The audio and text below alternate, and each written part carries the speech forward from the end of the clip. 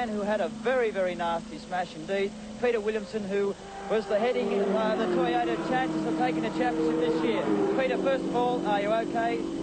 A bit stiff, that's about all. Physically, you're all right, though? Yeah, had a medical check, and I've just got, you know, sore muscles and things like that.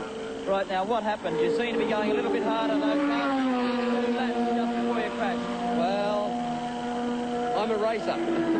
And Graham Bailey in the other Saliga was challenging me, and I might have got a bit too overexcited, and sideways up in the corner off the straight and out in the grass, but there's been a lot of major accidents today, and I just couldn't stop it, and it hit the bank very, very heavily. I think the car's totally written off.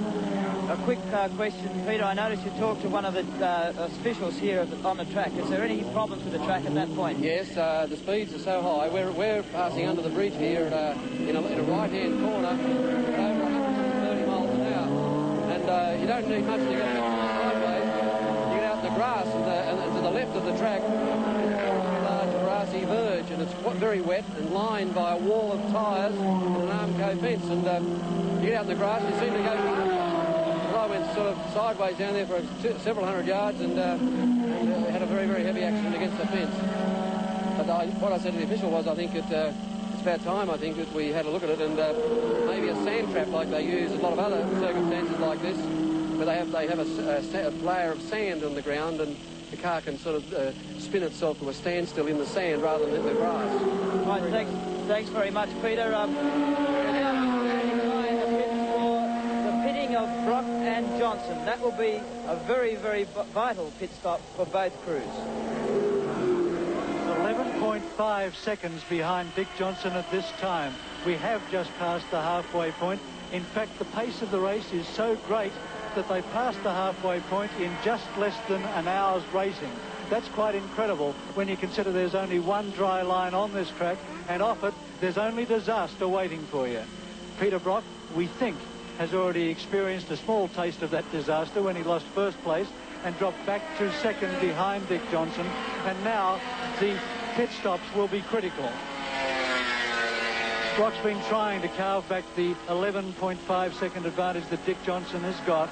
It varies by about half a second a lap, but Johnson seems to have Brock's measure, as well he should on his home circuit.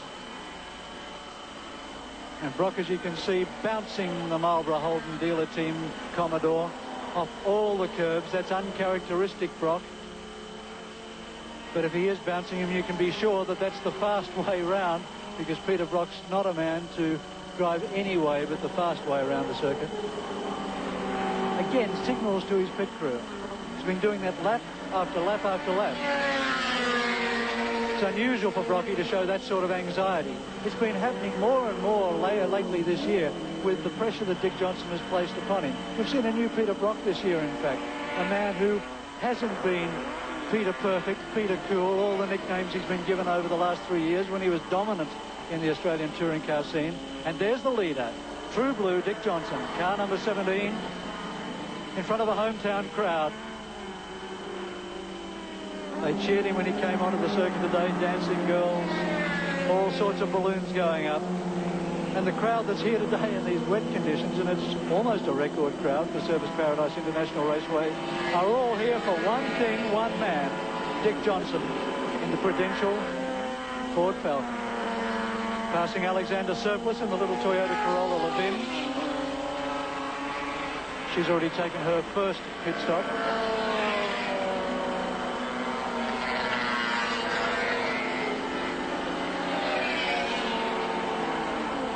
Doing so, drops to second place in the 1600cc class.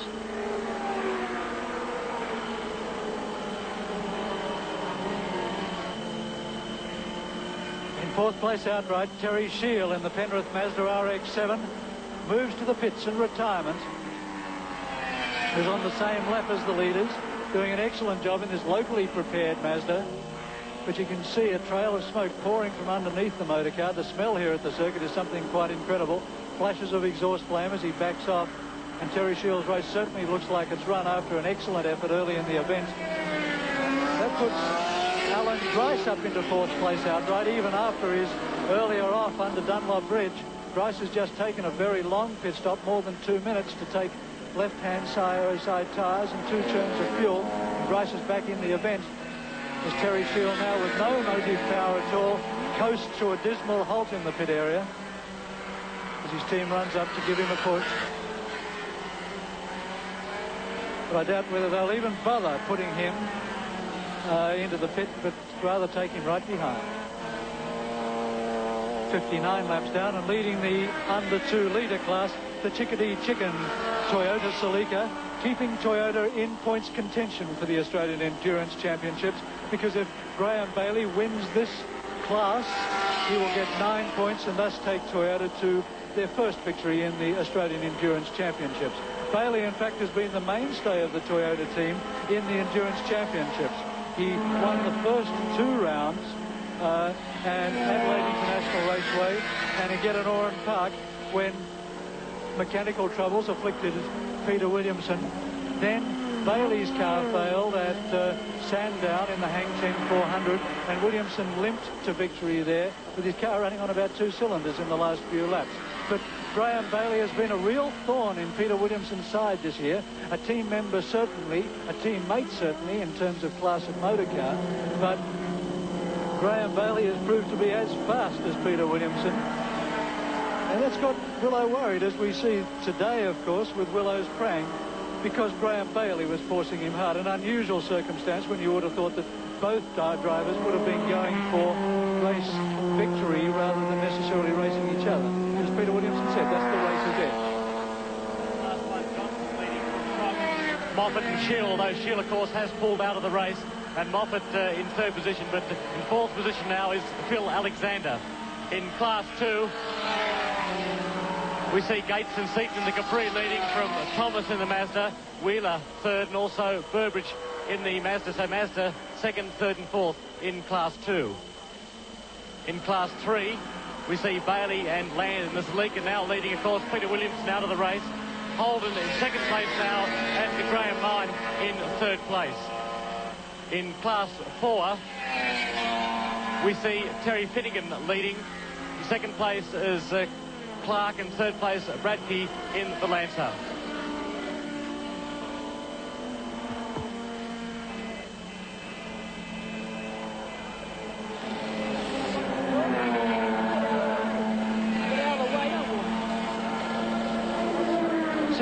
Seconds in the lead. Dick Johnson's now taking his pit stop. He's taken 2 churns of fuel. He's putting on 4 tyres. They're slicks. Peter Brock, meantime, has gone back into the lead. Look at the steam coming off that tyre. It's been working very hard indeed. As soon as it comes off the car, it goes onto the wet road, and look what happens to it. That's the sort of temperature that these tyres are generating. They get up to about 80 degrees centigrade. Johnson's been in the pits now 35 seconds. That's a long stop. Hands raised. That means that the rear of the car's right. They're still trying to get the front left-hand tyre on. That's the critical one. That's the one that takes most of the wear here at Surfers Paradise International Raceway. Notice that Johnson uses a normal garage jack. He's gone in 52 seconds. Not a good pit stop. He's now going to have to wait there. And he's gone 52 seconds. That's almost a lap behind Peter Brock. But Peter Brock's pit stop is yet to come. These 2 drivers, the only ones now on the same lap, and they're racing for the lead.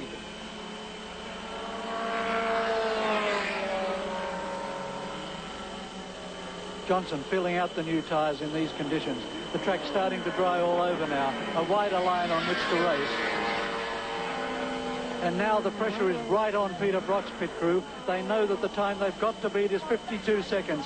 Every second that they can make up in the pits will put Peter Brock closer to Dick Johnson and closer to race victory. Brock's crew have practiced changing 4 tyres in 28 seconds. But I doubt very much whether they can do it in these sort of circumstances. Concern now in the team, wandering around. John Harvey in the racing overalls there. Certainly looking a bit of a worried man, wondering when Peter's going to take his pit stop. He's been more than 60 laps now, more than half distance. That's because the fuel consumption of the car is less in these conditions. He's not using the throttle as much as he would in a truly dry track, so he's able to stretch his pit stop a little while longer. There's Dick Johnson in 2nd position now. Peter Brock, some 40 seconds in the lead. That 40 seconds is all he can afford to lose in the pits.